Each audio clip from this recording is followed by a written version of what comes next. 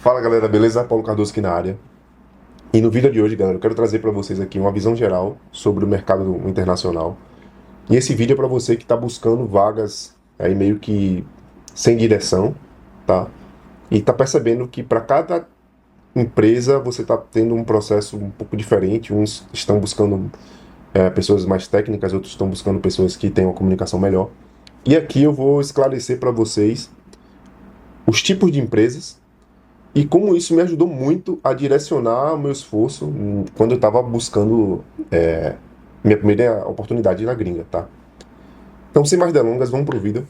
Eu separei aqui em três tipos de empresas, sendo a primeira delas empresas da América Latina, a segunda eu botei como empresas diretas, e eu já vou explicar essas empresas diretas, e a terceira e última, startups. Eu não coloquei Big Techs, porque eu acredito que Big Techs não tem, pelo menos hoje em dia, tá? 2024, não tem tanta. Eu não vejo contratando muito, sabe, remotamente para de outros países. Então eu não vejo vagas do Facebook, tipo assim, remoto qualquer lugar do país. Eu não vejo. Isso daí era coisa lá de trás, bem 2017, sabe? Então não considerei aqui as Big Techs. Se você está fazendo o processo para Big Techs, certamente é para você se realocar, mudar de país. Eu acho que não é o objetivo desse vídeo aqui. Estou falando para a galera que está buscando empresas remotas, tá? Para fora do país. Show? Então vamos começar pela primeira, que são empresas da América Latina. E aí você deve estar se perguntando, pô, empresas da América Latina, mas isso daí é Brasil, é Argentina e tal.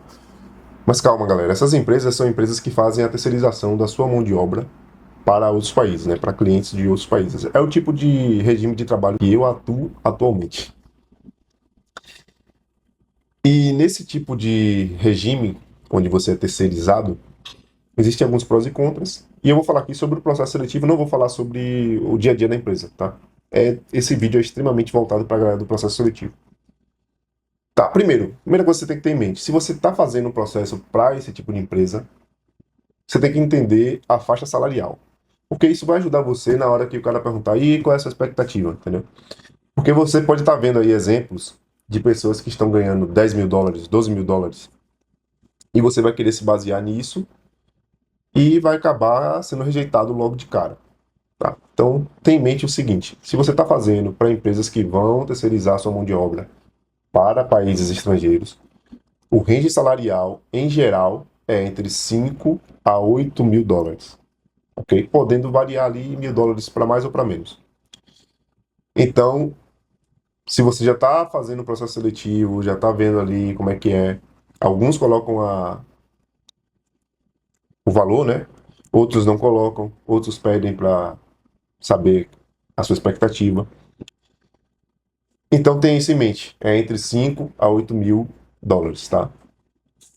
Não vou entrar aqui em júnior, pleno, sênior, porque geralmente essas empresas buscam pessoas que têm uma senioridade já um pouco mais avançada. Então são pessoas ali que já estão com mais de 5 anos na área, tá? Então não é mais a galera que está iniciando na área, ok? Por que que eles fazem isso? Porque a galera que tem essa experiência é uma galera que já consegue se comunicar melhor, já consegue resolver problemas por conta própria. E eu já falei aqui no canal que para você trabalhar remotamente, você precisa ter uma certa maturidade para resolver problemas sozinho, né? Então hoje, se eu tiver algum problema, assim, eu vou ter que tentar de tudo antes de, sabe, buscar ali uma ajuda externa. E quando eu buscar essa ajuda externa, eu já vou ter que chegar meio com um relatório, assim, de tudo que eu já fiz e tudo que deu errado, sabe? Então eu nunca precisei fazer isso, graças a Deus. Tá. Ainda nesse âmbito de empresas da América Latina, o que é que você vai encontrar nos processos seletivos? Os processos seletivos para esse tipo de empresa, geralmente é avaliada a sua capacidade de comunicação. Lembrando, né, empresas para gringa, você vai fazer processo em inglês, pelo amor de Deus. Então a sua comunicação é avaliada. ao máximo, eu diria. Então, a primeira etapa vai ser comunicação, a segunda etapa, desafio técnico e tal. Se você fizer um desafio técnico muito bom, porém se comunicando de uma maneira muito abaixo da expectativa, você não vai passar. Então não adianta você chegar lá, cuspir o algoritmo e não sabe comunicar ali com a pessoa que está lhe entrevistando. Se você não se comunicar bem com ela, ela não vai colocar você para a próxima etapa. Então tenha isso em mente. Se você está fazendo para esse tipo de empresa, foca na sua comunicação, tá? E, obviamente, você tem que ter, né, o Lit Code ali afiado, tudo isso é básico, vocês têm que ter isso em mente. Ok, vamos para o segundo tipo de empresa, que são as empresas diretas. Eu coloquei como empresas diretas porque são empresas que não vão contratar você diretamente, né? Não vão participar dessa intermediação que as empresas da América Latina fazem. Essas empresas geralmente oferecem os melhores salários. Quando eu vejo posições para esse tipo de empresas, elas já começam ali entre 7 e 8 mil, já começa nesse range um pouco mais alto e vai até, eu já vi até de 15 mil dólares por mês, que é uma grana muito alta. E aí, essas empresas geralmente são um pouco mais, eu diria, impessoal, assim, sabe? O processo seletivo da galera da América Latina, como eu já falei no vídeo, né, passado sobre esse tipo de processo, ele é um pouco mais, eu diria, humanizado. Eles têm mais empatia com quem está sendo entrevistado. Para essas empresas diretas, você está sendo comparado com o nativo. Então, assim, nível de comunicação tem que ser excelente, excepcional. E uma vez que você passa já da primeira etapa, que geralmente é a conversa com o RH, aí vai para a parte do desafio técnico, que eu diria que não é tão. A comunicação não é tão levada. Não é levada tão a sério, sabe? Não que você chegue lá falando. Porque você já é filtrado aqui na parte do RH. Quando você chega na parte do desafio técnico, geralmente você é entrevistado por um cara técnico também. Então, se você demonstrar muita habilidade, muito conhecimento, e para isso você precisa ter uma comunicação boa também, né? Você é meio que abraçado ali pelo entrevistador. Mas nesse tipo de empresa também é mais fácil você ser visto de uma forma assim, sabe, de cima para baixo. O cara acha que sabe mais que você e tal. E aí é uma balança, sabe, entre você ter uma humildade sobre o seu conhecimento, se você for realmente acima da média, e tentar manter o nível da entrevista ali, sabe? Porque se você começar a mostrar que, pô, sabe muito, o cara pode se sentir meio que ofendido, não ofendido, não é essa a palavra, mas o cara vai achar que você tá tentando diminuir ele, pronto, é isso que eu queria dizer, tentando diminuir ele, e aí ele vai apertar, apertar, apertar, e vai virar um embate. Então não entra nessa onda, tenta manter no mesmo nível ali que tá e tal. Se ele começar a fazer perguntas muito malucas, como já foi o meu caso, o cara pediu para eu desenhar um sistema de comunicação entre satélites e longas distâncias e tal. Eu entrei na onda dele, fui desenhando, fui falando os problemas e tal, porque já tinha passado por esse problema que eu fiz no último vídeo da startup que deu errado. E ele gostou muito, mas é uma exceção, assim, sabe? Então tem em mente de que empresas diretas, salários mais altos, processo vai ser também mais difícil, ok? Terceiro e último tipo de empresa são as startups. Essas empresas têm uma variação muito grande no processo, tá? Eu não consegui achar um padrão nas startups que eu fiz o processo. Honestamente, não tem padrão, velho. Umas tentam simular Big Techs, fazendo processos no sentido de você faz a conversa com o RH, beleza? Depois você faz a conversa técnica. Não, antes da conversa técnica, eles mandam um desafio para você. Aí você resolve o desafio. Aí você vai para uma conversa com um cara que vai perguntar sobre o desafio.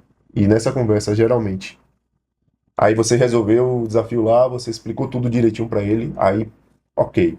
Aí ele vai entrar em um outro assunto. Ele vai falar, vamos falar agora sobre banco de dados. E aí, sabe bem deep em banco de dados, falando sobre index, falando sobre views, sobre transações. Então é bem aberto, assim, é bem similar a Big Techs. Ou seja, você não é só cobrado pelo desafio que você recebe para fazer em casa, você é cobrado meio que no geral.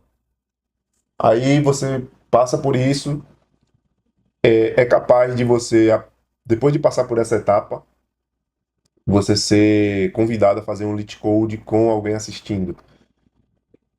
Então tem startups que seguem esse modelo de Big Tech e tem startups que é simplesmente uma conversa ali com um entrevistador técnico, onde conversa sobre system design, é uma conversa um pouco mais ampla, tá? Então, eu não consigo trazer para vocês aqui um modelinho certinho de startups, porém, se você está fazendo um processo para startups, tenha em mente que pode ser uma parada muito big tech ou pode ser uma parada muito de boa nesse sentido, tá? E aí, para finalizar, galera, qual é o intuito desse vídeo? Uma vez que você tem esses tipos de empresas definidos, você tem as empresas da América Latina, as empresas diretas e as startups, fica muito mais fácil para você definir a sua estratégia para cada tipo de processo seletivo. Não sei se vocês estão familiarizados com concurso público, mas a galera que estuda para concurso também faz isso. Tem a galera que estuda só para a área fiscal, a galera que estuda só para a área jurídica. Então existe um direcionamento, né, para cada tipo de concurso que ele vai fazer. E não é diferente na iniciativa privada para a gringa. Você tem os tipos de empresas e para cada uma, como vocês viram aqui, tem sim os assuntos que mais caem, né? Então, como eu já falei aqui, as empresas da América Latina, você tem que ser um ótimo comunicador, você tem que falar bem o inglês, porque eles têm que ter essa segurança de que você, uma vez que estiver com o cliente, você não vai manchar a imagem da empresa. Nas empresas diretas, você tem que ter, além de uma comunicação excelente, você tem que também ser um cara ali fora da curva para poder lidar com os problemas, né? Resolver o problema ali de uma maneira que um nativo resolveria. Eles têm que ver você como um cara que já é de lá, sabe? Só tá morando longe. E nas startups, é difícil de ter um modelo certinho e definido. Porém, startups, eu já falei aqui, elas tentam imitar as big techs, tá? Então, você vai ter nas empresas da América Latina salários um pouco mais baixos, mas a gente ainda está falando aqui de 30 mil reais, e um processo um pouco mais humanizado, eu diria. E empresas que fazem contratação direta de startups, né, com um processo seletivo um pouco mais agressivo, porém com a remuneração também acima da média. Show? Então, para não ficar muito longo esse vídeo, esses foram os 3 tipos de empresas que eu trouxe aqui para vocês, galera. Espero que vocês tenham gostado. Deixe aí nos comentários se você tem alguma dúvida, alguma coisa que eu não falei aqui. Eu vou responder todo mundo aqui, eu sempre respondo. E deixe a sugestão para o próximo vídeo também, que eu gosto muito de ler os e-mails que vocês mandam para mim. Beleza? Até o próximo vídeo.